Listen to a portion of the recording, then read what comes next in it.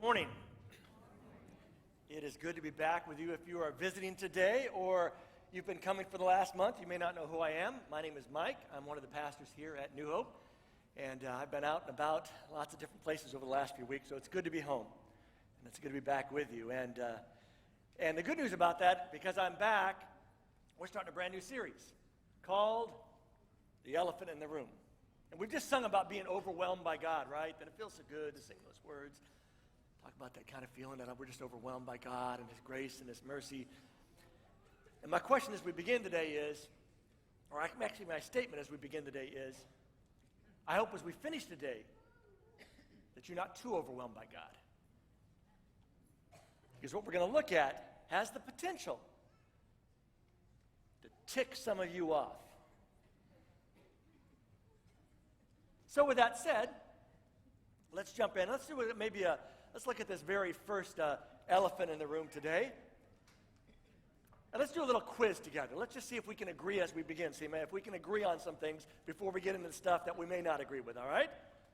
Because you know you never talk about two things, right? You don't ever talk about politics or, right? Because everybody has their passionate, they feel strongly about this stuff. But how could somebody who seems intelligent, actually be don't say it out loud, please, because somebody will get mad at you.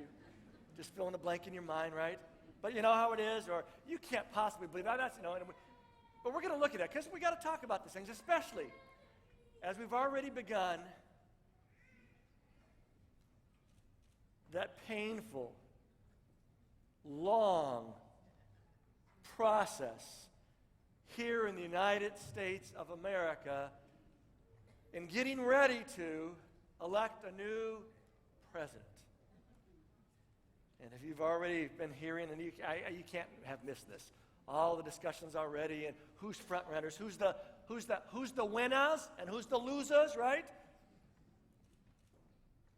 And where we're going. And so let's just see if we can agree on something as we start. Politics. Politics are rife with power plays. Can we agree with that? Hypocrisy? Corruption? Contradictions. How about agendas? Politics. Can we agree that politics are rife with good platforms? It may not be your platform, but some are pretty good. And bad platforms, right? Good policies and that politics are rife with men and women who love their country. And men and women who have lost their moral compass. Can we at least agree on those basic things? Raise your right hand and repeat after me. No, I just wish. I'm glad we can agree someplace, because where we're going to go today, some of you are not going to agree with me. And we're actually going to look at 3 different occasions in the life of Jesus where He makes a political statement. And we're looking at 3 of them today simply because that's not all of them. But if we just looked at one, somebody would say, well, that's just that one occasion. So I'm going to give you 3 to show you that's really how Jesus dealt with politics. And then we're going to ask ourselves, if He did it that way, what should we do? And what does that mean for us? And then we're going to look at a statement that Paul makes that will make you mad, that will make you go, but what about? So let's just say it out together right as we start here. But what about? Let's say it out together. But what about? Okay, so we got that out of the way. You're going to ask that question. It's going to come up, and we're going to have an answer for that, all right?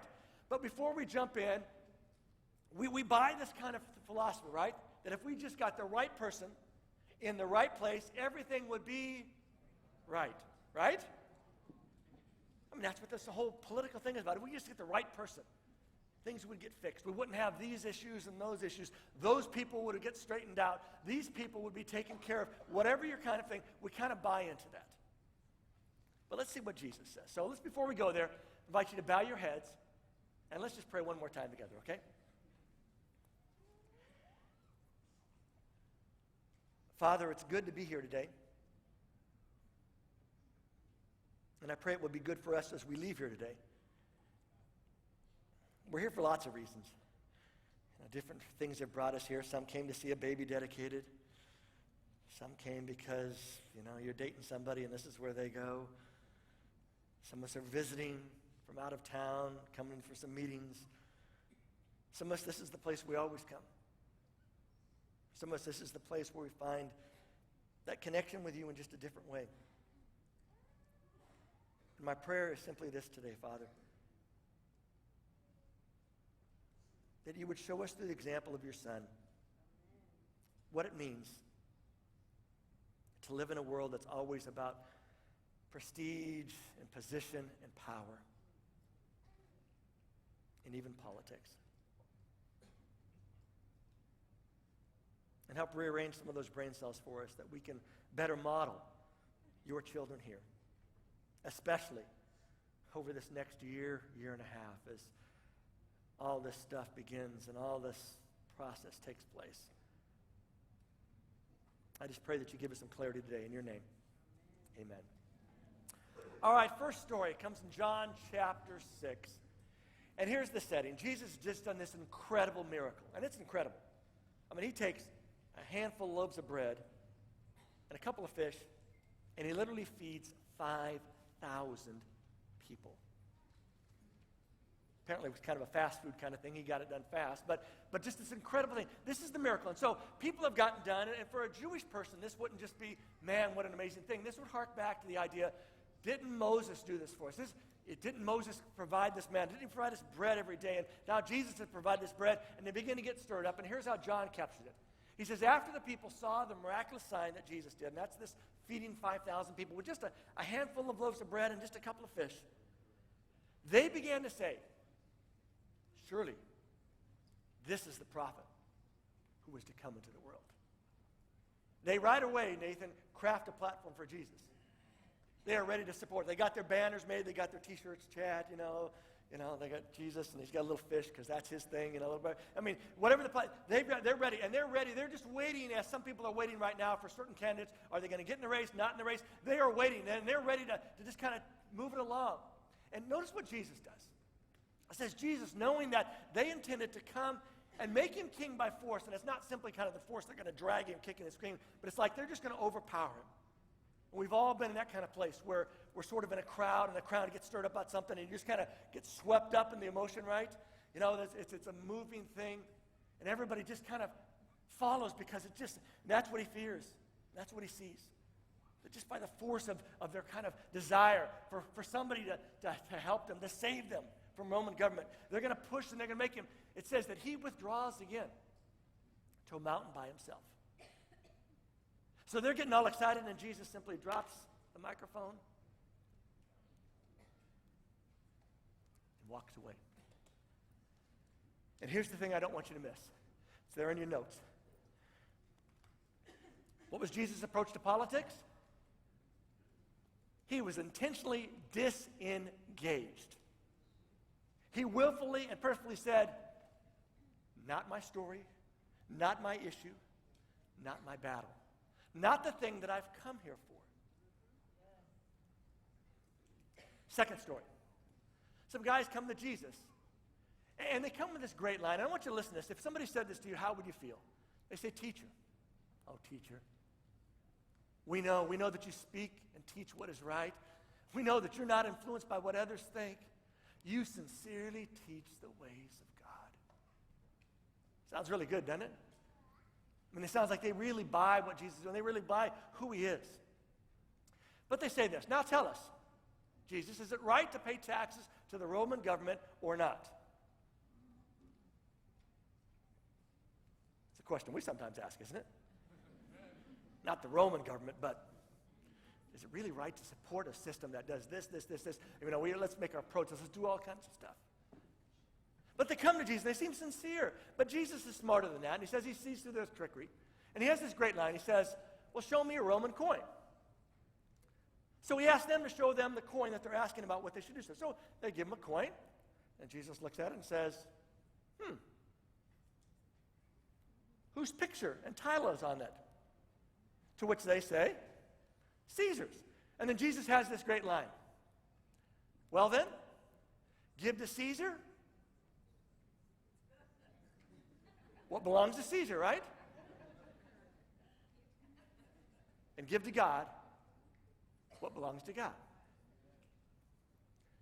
Notice Jesus doesn't get his underwear all in a bunch over this, right? And that's what they were trying to do to him. They were trying to set him up. Because if he said, pay the Romans taxes, they were going to go, oh, all the Jewish people, oh, no, no, no, they're this oppressive group. I mean, remember, they lived in an occupied territory. It was their land, but they had been overtaken by the Romans. The Romans had guards there. They had leaders there, governors. They had people at a table. They were occupying this place. And so to say that we ought to support them, how could we support these people doing what they're? And if he said, don't pay it, then they were going to run tell the Romans, hey, this Jesus guy, he's trouble. Keep your eye on him, man, because he's telling people not to pay your taxes. So Jesus says, I'm not going to play that game. I'm not going to get sucked into this. I'm not going to get sucked in this whole political thing of who's in power or what's right and wrong. He simply says, hey, if it's got Caesar's name on it, let Caesar handle it. I mean, that's Caesar's business. And Jesus, again, intentionally unengages with an opportunity he could have got pulled into and said, this is a corrupt government. We got to change it. We got to get the right people in. I've come, and I'm going to take you free from this. There's this great story I heard a few years back. Colin Powell, most of you know who Colin Powell was, this great general for the U.S., and he was one of President Reagan's advisors. And he told the story. I was at a conference. He told the story. He said he came in one day, and it was early in the morning. He sat down, and he started telling President Reagan about all the stuff that was sort of not going well, that were his responsibilities. And he says the whole time he was talking to President Reagan was looking out the window in the White House office, just staring away. And he said he went on and he told him, this was falling apart and this negotiation wasn't going well and this. And finally, at some point, he was getting a little frustrated because Reagan wasn't looking at him. He was looking around him. Finally, he was just kind of getting more and more frustrated. And finally, President Reagan said, Colin, look, the squirrels have come to eat the nuts I put out for them. To which Colin at this seminar said, listen, a lot of people would talk about how Reagan was disengaged and was clueless of what was going on. He said, that wasn't what he was doing. He was basically telling me something very important. That it wasn't his problem, wasn't an issue to fix. That's why he had me there.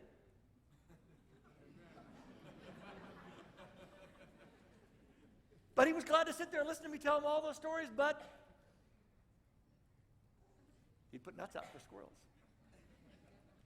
And it's this great, I saw this just a couple of weeks ago. There's this great Polish proverb that captures that moment.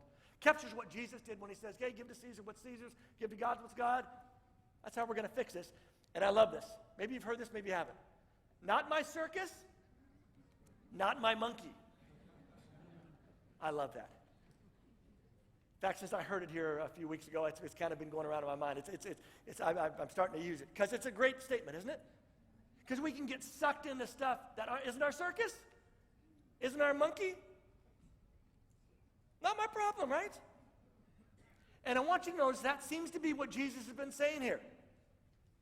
The whole political stuff, and we just get the right person, get the right platform, do the right stuff to this.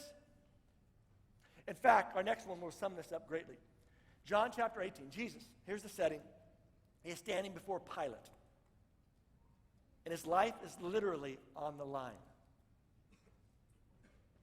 And what he responds back to Pilate's question about, is he a king? What's this whole story that the Jews are saying about him? How clearly and how bravely he makes a statement. Because Pilate says, tell me, you're a king, or are you somebody I have to worry about? And Jesus simply says, listen, my kingdom, it's not of this earth. If it were, my followers would fight to keep me from being handed over to the Jewish leaders. Now, that's a pretty brave thing to say to this guy who's in control. I mean, you're bound. He's already been going through some beatings already. But he stands there. And he looks confident at Pilate and says, listen, if I was about being a king, we would have a whole other situation going on right now. But it's not about being a king. In fact, he makes this great statement. But my kingdom is not of this world. And over the next 15, 16, 18 months, however long this thing goes on and on and on for, my hope for all of us is to recognize that politics is important. Should a Christian worry about politics? Should a Christian be involved in politics? Sure. But we should never believe politics will ever fix anything on this planet. We should never get sucked into, if this party got in power, things would be so much better for everybody. Because everybody in this room is not going to vote the exact same way. By the way, we are not passing out voting cards as you leave here today, okay? Who to vote for, who not to vote for because of how they vote. That's not. Because the reality is, I would say every party, but I don't know if you've watched some of the presidential debates, not the first tier or the second tier, but like the 20th tier. You know, they got the guy out of Idaho who's, but most platforms have some good stuff in them, even some stuff that as a Christian we would say, that seems like a Christian viewpoint, a thing that would be good. And all of them have things that all of us have to go a little wince at. That part makes me a little uncomfortable. But all of us are going to have to make choices of what we think is the best in the mixture of knowing that even what we think is best isn't going to be a perfect situation and a perfect solution. See, Jesus knew it was about more than changing who was in political power. It was about who is in power in our lives. And I believe for a Christian, to think that if we just had the right party, the right person, that would impact God's work here better or negatively impact God's work, I believe that's unbelief.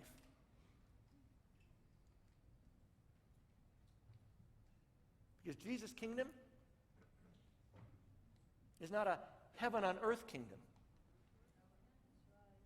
It's a different kind of kingdom. And it really is about who is in power in my life, not who's in power in this nation.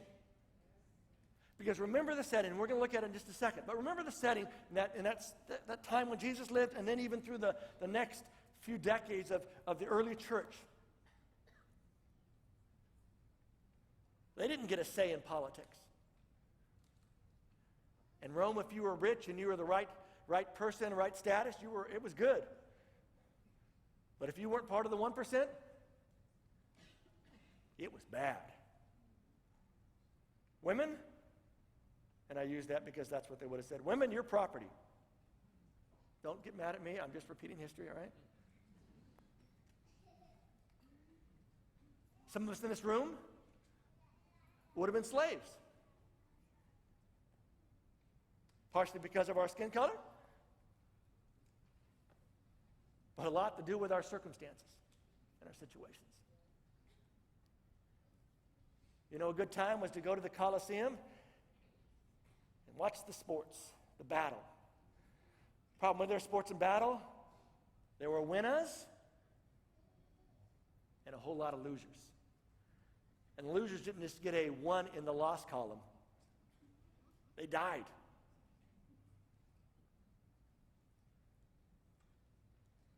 Want to control the population? You just kill the babies. I mean, you go back and you look at everything as part of that culture. And if you think our culture is bad at times, theirs was much worse. And it was in that kind of setting that Jesus intentionally unengaged, intentionally disengaged, and said, this is not my circus, not my monkey. I'm not about setting up my kingdom here. I'm about setting up my kingdom in here and in there. So here's the question. What do we do? Sam, what do we do? I'm not going to mention what you do, but I know what you do. If I mention what you did, some people would go, ooh, and so I'm not going to do that to you, Sam. But what do we do? What do you do when the government isn't the one you voted for? That's why you sit in front of your TV and yell and scream, I didn't vote for that person.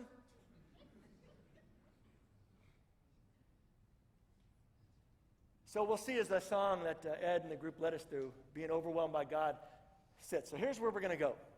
What do? You defer to them.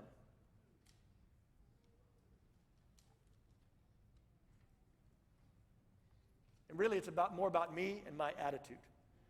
Which, amazingly enough, is really about what a lot of Christianity is about. It's about me and my attitude. So we're going to get in the fun part today, folks. Everybody take a deep breath. Let it out quickly because I don't want you turning blue. Just let it out. All right, here we go. Romans chapter 13 from the Amplified Version, because it amplifies everything. It's going to cover everything on this topic. And here we go. Let every person, how many people? Every person be subject to the governing authorities. Some of you already know where this is going, right? For there is no authority except from God, that is, granted by his permission and sanction. And those which exist have been put in place by God. Anybody feel a little uncomfortable? Am I the only one who feels uncomfortable? Really, everyone in every position is put there by God? Therefore, whoever resists governmental authority resists the ordinance of God.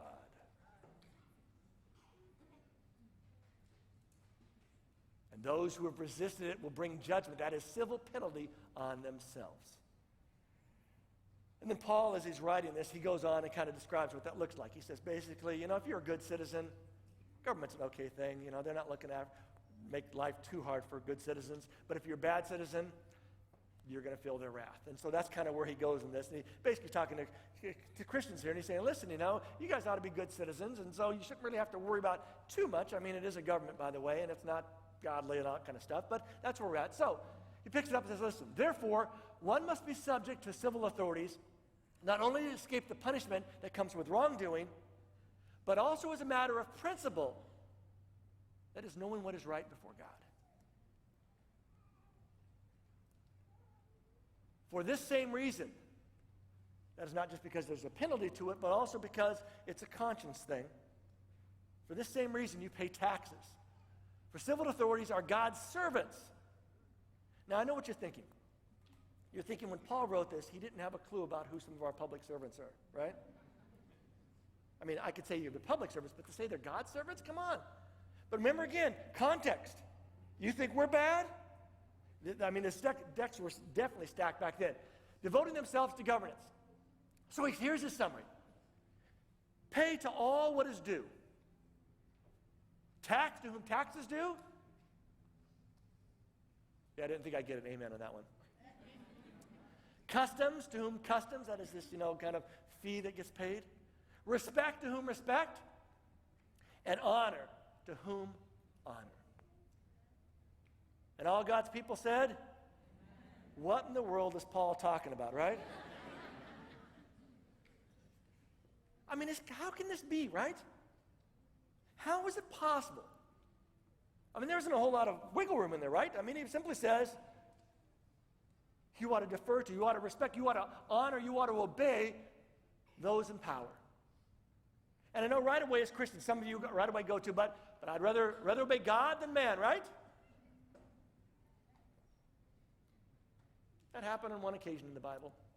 There's actually a couple other times that Paul writes that is almost directly similar to this. In fact, Paul will tell us later in a letter he writes to his guy he was mentoring, Timothy, that we ought to pray for those in power. And not pray that they get out of power, but pray for them in power. And I don't know, but I look at this stuff and I say, how is that possible? I mean, how is it possible that you're supposed to respect the cop who pulled you over for no good reason other than who you are or where you're at? How is it supposed to be taxes when nobody can even figure out our tax system, right?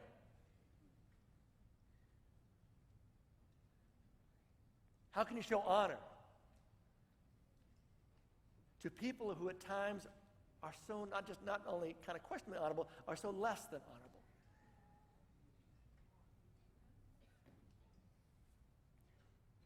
I'm going to tell you again, it goes back to me and it goes back to you and our attitudes.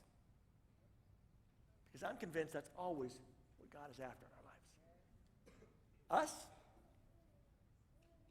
and our attitudes. See, laws and rulers have never never, ever, ever been able to bring redemption. And they never will be. And they're still insufficient to make things whole.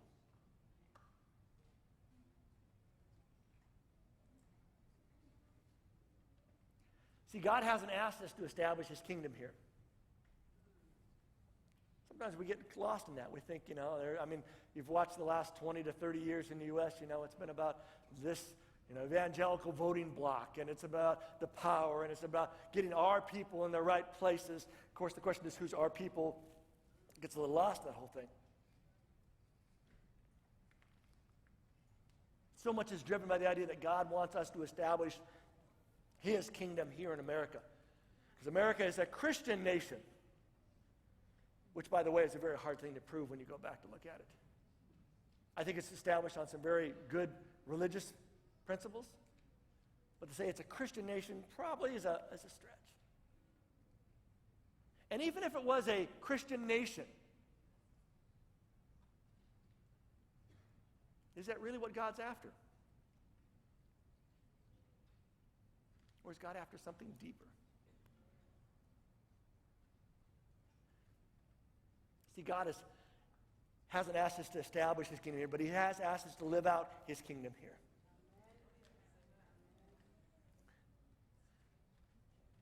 And it really is more about me and my attitude.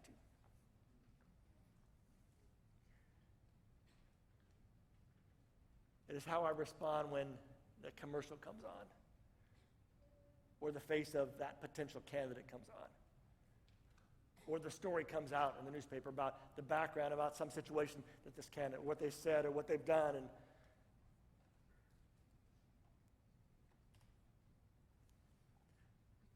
see, God's kingdom exists anywhere believers choose love, grace, and unapologetic obedience. And you can do that in any kind of country, any kind of government. Now, in doing that, you may get different consequences, different results in different kind of countries and different kind of governments, right? But you can do that. That's why this is about me, this is about you, and it's about our attitudes.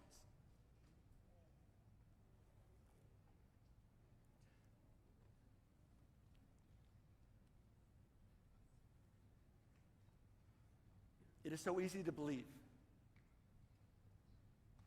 that if we just got the right person in the right place, that everything would be just right. When in fact, the only way things will really change, the only way that people who need help will ever get really the kind of help they need,